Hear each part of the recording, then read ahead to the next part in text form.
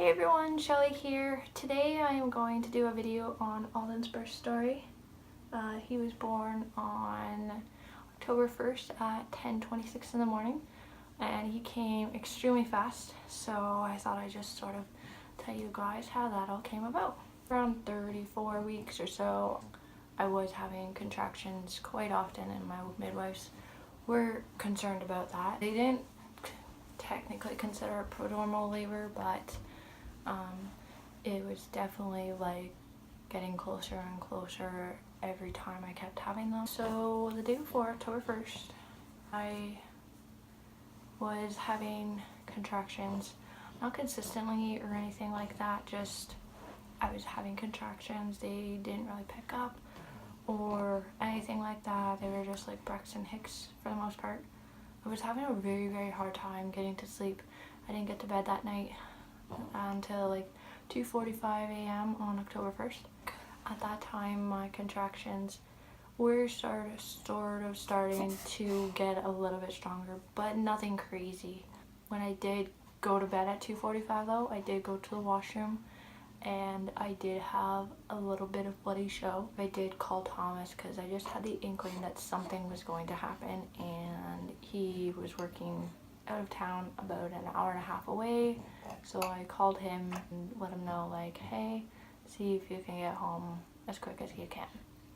I woke up from contractions at about, I think it was around 5-ish or so. Went to the bathroom. The pains that I was having in my stomach were very painful, but nothing too extreme. Like it basically just felt like early labor. And then I went to the bathroom again, and I had a ton of bloody show. At that time, Thomas had literally just walked in the door. I was like, pretty sure baby's coming. At around 5:30, I called my midwife, and she picked up, and I told her like, hey, I had some bloody show. I just woke up. I've been having a little bit painful contractions from what I can tell in my belly. And she's like, well, okay, do you know how far along they are? I was like, no, but they are pretty painful. So I told her, I was like, I'm gonna track them for 30 minutes and I'll call you back. So I called her back. I was like, hey, you should probably come. Like, my contractions are 4 to 5 minutes apart, and I know they can pick up very quickly from what I've experienced previously. So she's okay, I'll be there in 20 minutes. So she got here in 20 minutes. At this point, it was around, I think, 6:10. Once she got all her things in and got everything set up and whatnot, she checked me. I was at a 3.5 to 4. So I was still in just early labor, no active labor or anything like that. She said, well, I can stay or I can come back in, say, an hour. And I was like, I don't know, like maybe just stay for an hour, track them, see where they are then, check me again, and then go from there. So she stayed for about an hour, and between that hour, my contractions went from 4 to 5 minutes apart to about 1.5 to 2 minutes apart. She said, I am going to take all my stuff. I will be back in 20 minutes because she just had to run to the clinic to get the specific needle size she needed. Right before she left to go get the needle from the clinic, my contractions started to get a lot more painful, to the point where like I was like doing deep breathing. So she could tell that like I was getting into transition. So she's like, okay, well, I will call my second while I'm out and let her know that, you know, you're in labor and she's gonna need to be there in about an hour. She called her second while she was out. Her second was still in a labor. They were just like finishing up all the paper. She's like, yeah, I'll be there. I'll rush this up and be there in an hour. Then things really started kicking in. It was like 9:10 or something like this. My contractions really started kicking in, and I was like, I think I need the bathtub on, because I was gonna do a water birth anyway. So she was like, okay, I'll fill it up for you. And between this, I'm like peeing a crazy ton. I'm feeling a lot of pressure in my back, like I have to poop. Which basically means that baby is descending and on their way. I literally got in the tub right after because my contractions were super painful. I couldn't manage them. I got in the tub and it really did help.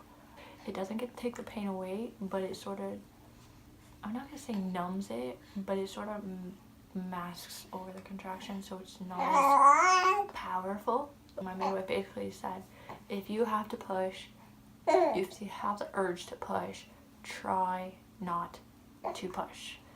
And this is around like, I'd say like 10 o'clock. This is all happening now.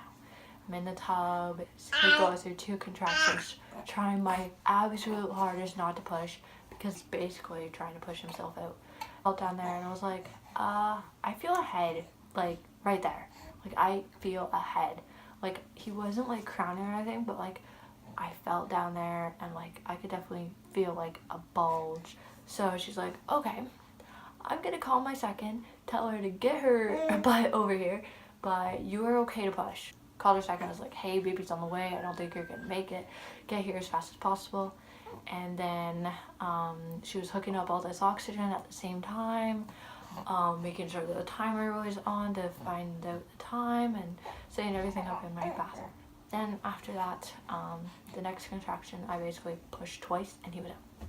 So he was covered in so much vernix that I actually couldn't physically lift him up. My midwife took him, put him on my chest, and put a towel around him, everything like that. Made sure he was breathing okay. And then in walks the second, and then we waited for the cord to stop pulsating. I actually cut the cord. Thomas did not want to. He thinks that's gross. I don't know why, but he does. We were probably in the tub for about maybe like 5-10 minutes tops from when he was born to when my placenta delivered. My placenta delivered very, very quickly, within like a minute or 2. She took that, put it in a bowl, inspected it and everything like that, then put that aside. So then at this time, my midwives helped me get out of the tub and put like a towel around me and all the postpartum stuff. And then once I got onto my bed, they obviously checked to see if I had any tears or anything like that, which I did have a 1-degree tear, but my midwife said it was such a minor 1-degree tear that it wasn't even really worth stitching back up. So I opted out of getting it stitched up. Then they obviously stayed for about, usually after the baby is born, they stay for about an hour, hour and a half.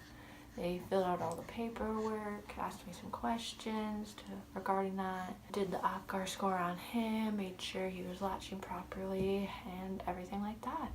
Then they left. That's my home birth with this little dude. If you can do a home birth, literally do it. It was a lot different of an experience. It was very more relaxed in my home. I felt comfortable. I did not feel stressed at all, whereas with my first, I felt very stressed during the whole entire experience. Very peaceful. I love the experience. If you can do a home birth, definitely do it. It's such an amazing experience. I don't even know how to describe it. My birth was just so peaceful and calming. Like, obviously they will have things in hand if like you need to be transferred or whatnot, but for the most part it's an amazing experience, and I would definitely recommend anyone to have a home birth.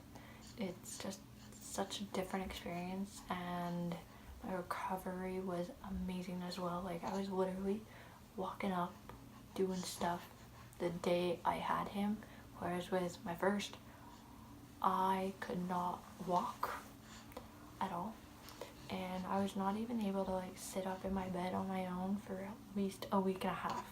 So that is my home birth with Alden here. He was born on October 1st at 10:26 in the morning, and he was 7 pounds 2 ounces. He was 19 inches long, so he was uber small, and his head circumference was 49 centimeters. And he has been an amazing baby. He's now 4 months old, and he is now 12.5 pounds and 24 inches tall. So he's definitely growing a big ton.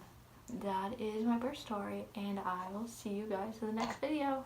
Bye! Sometimes I can't breathe, but it feels like you're